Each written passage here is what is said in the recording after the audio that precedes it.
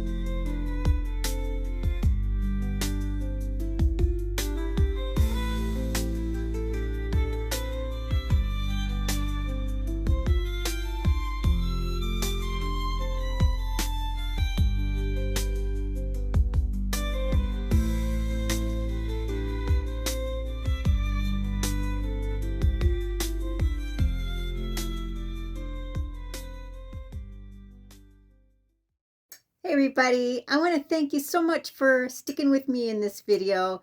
And I really hope you love that peaceful frosty morning walk along with the evening sunset. And now we're going to get into a little bit of painting on this beautiful little painting I did of the Mount McLaughlin. So if you're just interested in watching the hike, then thank you so much for watching. Otherwise, I hope you enjoy this little lesson and share it with someone you know that might want to learn from it as well. But thanks again so much for watching. Come along with me. I love sharing my walks with you. See you soon. I kind of messed up. I was supposed to be recording this. I forgot to push record. So I've got basically some acrylics. And I've watered them down with some water, and I've used this spritzer to get my nice values here. And then I started just sort of scribbling and drawing my mountain here. This is Mount McLaughlin. I like to put the acrylics underneath, and the more pigment I use of the paint, the darker my values get, so I can make darker trees.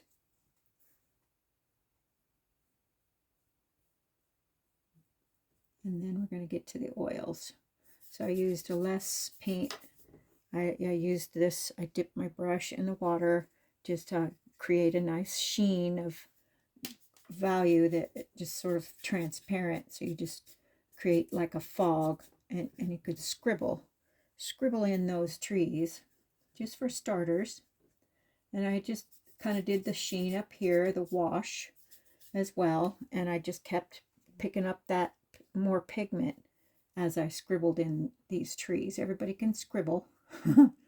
So you kind of draw your trees and then go back and forth. And then oils, we'll pick up the oils and do some detail. So this will turn into a beautiful painting, a tree study and mountain study.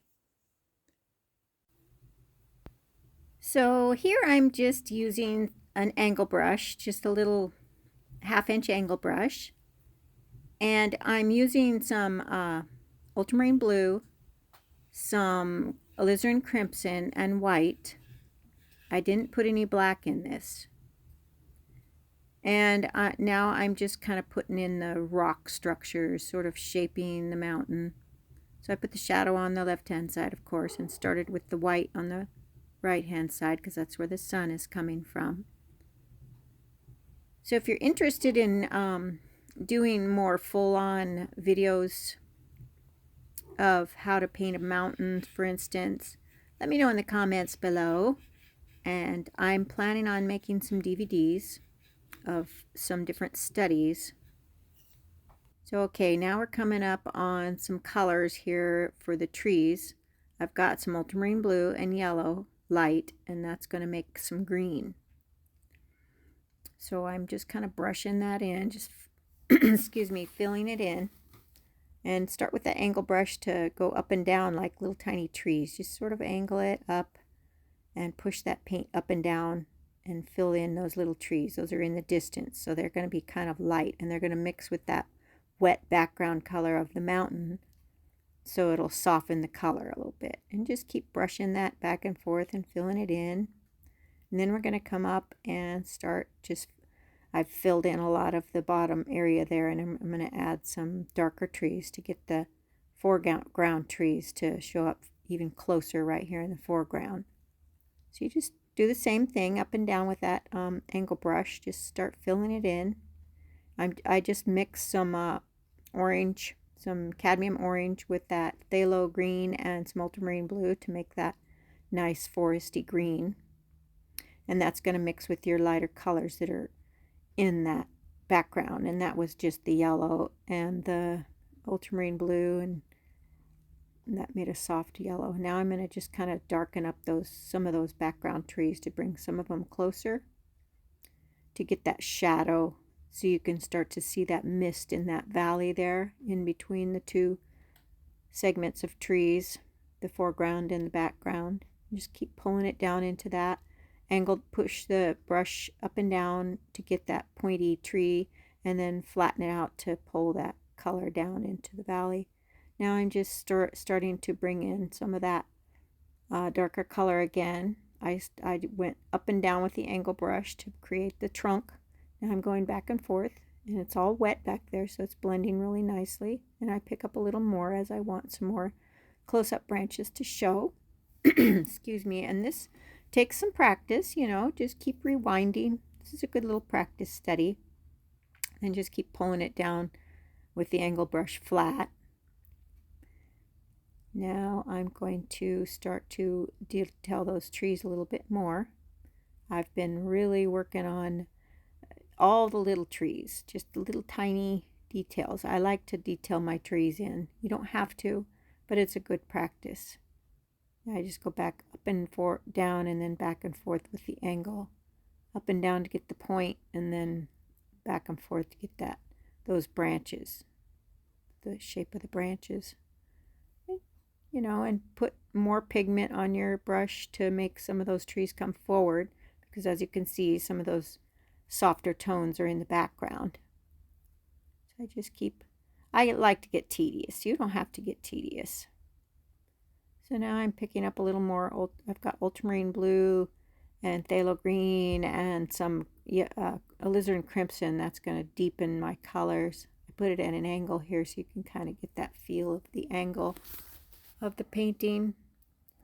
And I continue on, and I'm making little branches and tipping out those trees a little more. You can see that I made some orange kind of trees in the center there, like autumn colors, or the sun is hitting the trees a little bit to create that color. So like I say, if you're interested in doing any full-on videos, of things you would like to learn to paint, this one will really give you a lot of practice in painting trees. So I would recommend just keep practicing these trees. And we can work on more mountains at another time. This little study made me want to make a big one. And it might help you to really get engaged in these trees for sure. This didn't happen just overnight with me. It took a lot of practice. You keep doing a thing, and then you get better and better at it. And you don't have to be as tedious, but I like to do the tedious with the trees because it really makes them pop out. And of course, the stronger the color, the darker the shadows, the more things come closer to you. Now I'm creating a little bit of mist in between these levels of trees, some in the background and then some in the foreground. So I'm kind of smoothing that out so it sort of makes it misty, because it is kind of frosty, kind of that frosty feel. Grabbing that alizarin crimson and ultramarine blue again. That makes kind of a dark brown color for your trunks. Picking it, kind of scoop it up, edge it onto the edge of your little brush. And just this one's a dead tree, so I'm making more dead branches, more browns with those alizarin crimson and the ultramarine blue, bringing down all those little dead branches hanging down. I love this is a smaller angle brush, I meant to say. It's like a 1/4-inch angle brush. It's good to have several different sizes of these angle brushes on hand, so you can switch back and forth with them and experiment and see what works best for you, because everybody has a different touch. You know, just keep working at it. Keep bringing it in and grabbing more of that color. Keep grabbing the color and tipping it out with that angle brush. Just kind of touch it on there. Don't push too hard so you get some delicate little branches. This is a little 6x canvas, so these are tiny little touches I'm having to use here to create that little teeny tiny tree. It might work better for you if you work with bigger canvas to practice. Even practice on your palette. That helps too. So then you don't feel like you're going to mess up your painting. But happy little trees, as Bob Ross would say. But I really enjoy doing this. I love the mountains. Like Buffalo Bill said, I could never resist the call of the trail. And that's the truth. So we're just going to keep on continuing bringing in that dead tree, and then just form it however you want it. And then we'll bring in some more of those bigger, bushier trees in front here in a second. And you smooth it out. Keep smoothing it out in between so you get that misty feel, and smooth that paint out as you go. Now I'm just finishing up on some of these little areas on the mountain, bringing in some more snow into the, doing the same thing. I've got ultramarine blue with the white and a touch of crimson. Really just touch that crimson because it's really a strong color, because you want that shadow snow on that side of the mountain over there to the left, and then bring in your light colors on the right hand side where the sun is more powerful, strong. Just shape your little valleys and crevices the way these far away valleys in that mountain will be. So now I'm just kind of bringing in some more white on the right hand side, just highlighting that mountain a little bit. Be careful not to grab your green. Keep that white and the blue, ultramarine blue, away from that green. See, I've got yellow over there, so I have to be careful. But also, actually, the gold is going to reflect from the sun, so that's okay. It's just that you don't want green in your snow, so be careful of that. I'm just pulling down some where maybe there's a rock hill that's right there that you can pull that light highlight across. So, and just decide where you want your highlights. Decide where you want your valleys and your crevices up in your mountain, where you want that sun to hit, catch the light. It's a lot of fun painting mountains, and I'll probably do a lot more intense ones. This is, like I say, a small little 6x8 study just to help give some practice. So I really hope you are enjoying this. Please let me know in the comments, or share it with someone that you think would like to learn how to paint. I'm just finishing up these last touches here and bringing some life to that mountain a little more. So we will continue on, excuse me, touching up this mountain. I really hope you've enjoyed this. Please like and subscribe and share this video.